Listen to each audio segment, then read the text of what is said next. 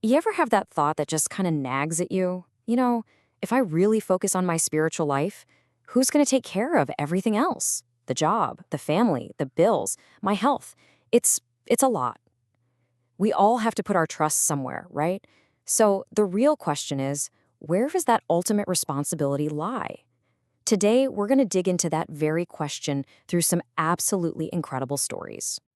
All right, our first story takes us to the city of Puri, and it's all about this really respected scholar.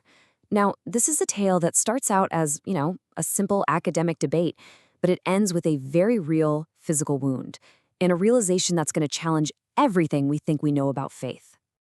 And this is the puzzle at the heart of it all. I mean, it sounds completely impossible, doesn't it? How could changing one little word on a piece of paper actually cause a real bleeding cut on a person? It makes no sense. Well, this is the mystery we're about to unravel. So let me introduce you to Jagat Mishra. He's this brilliant scholar, and he's writing a commentary on the Gita.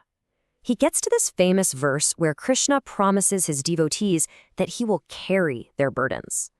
But Mishra, he gets stuck on this. He's thinking, carry? That seems beneath God. It's just too much to ask. It must be a mistake in the text. So he takes out his pen, strikes through the word carry, and writes grant instead. A tiny change, right?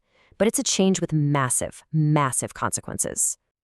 So get this. Later that very same day, there's no food in the scholar's house. His wife is starting to get really worried. And then, out of nowhere, a young boy shows up at the door. He's got this whole bundle of food and supplies. He says her husband sent him. But as she's looking at this sweet boy's face, she sees something absolutely horrifying, a fresh, red gash running right across his cheek. So, of course, she's totally shocked, and she asks him, "Who did this to you? Who could do such a thing?" And the boy's answer is just baffling. He says, "Your husband. He cut me across the face." Now, the wife is just heartbroken and completely confused.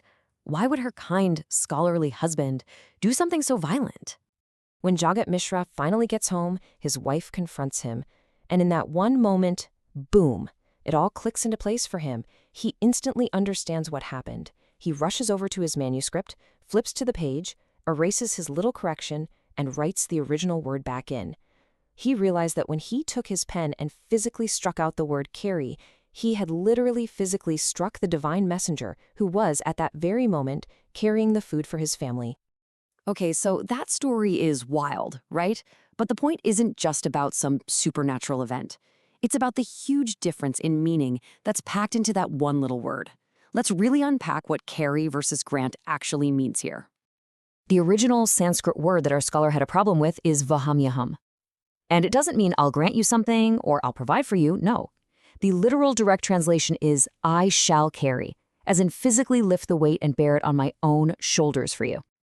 And this right here, this is the whole heart of the issue. The word the scholar wanted, dadami, means I grant. That makes it kind of a transaction, You pray, you ask, you get something. But waham is so much more profound. It's a promise of a total takeover of responsibility. It's not just, here's what you need. It's, give me your burdens, all of them. I've got this. And this idea of the divine literally shouldering the load for a devotee, it's not a one-off thing. It's a theme that pops up again and again in these stories. Let's look at a couple more really quick examples. Okay, so there was the Saint Tulsidas, who wrote a very famous version of the Ramayana. One time, someone gave him some valuable gifts.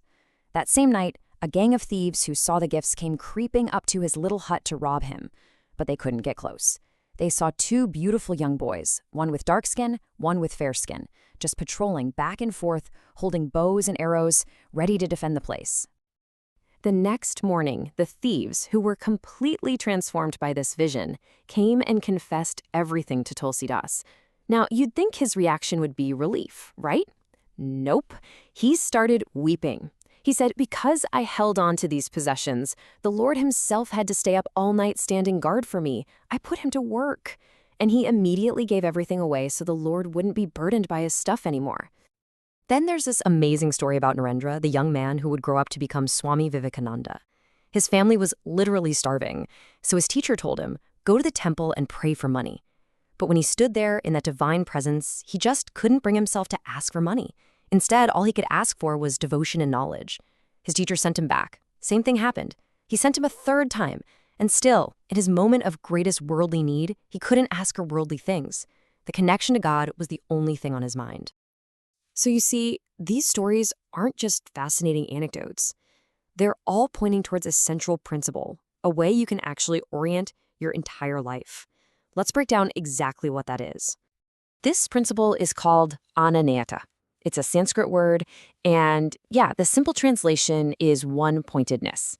But what it really means, what it's getting at, is the idea of having no other support, no plan B, relying on one single source for your security. I mean, just think about it. In our lives, we have so many different things we lean on, right? We lean on our money, but as the source says, that can be there today, gone tomorrow. We lean on our youth, our good looks, our physical strength, our health, our job title.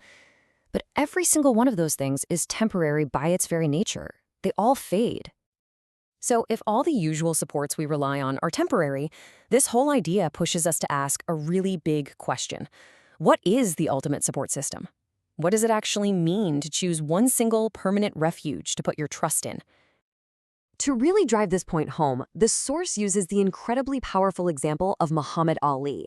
In his prime, this is exactly how you'd describe him. He was arguably the strongest, most physically dominant athlete on the entire planet. His strength was his support system. But then, you look at him towards the end of his life, battling Parkinson's. That same man was seen trembling, barely able to control his own body. It is such a stark and honestly a heartbreaking reminder that even the absolute peak of human physical strength is fleeting. It just can't be our ultimate support. And this is a really crucial point. This philosophy is not saying you have to go give away all your money or quit your job. The change doesn't have to be external. It's about shifting your internal dependence. You can still have all those things, but you recognize that your real security, your true refuge, isn't in those temporary things. It's in one permanent source. And that brings us to the final question this whole explainer leaves us with. It's a challenge, really, to look at our own lives. We're being asked to let go of our reliance on all these temporary supports. So if you were to be truly honest with yourself, beyond the job, beyond the bank account, beyond your health, what is the one thing you truly depend on?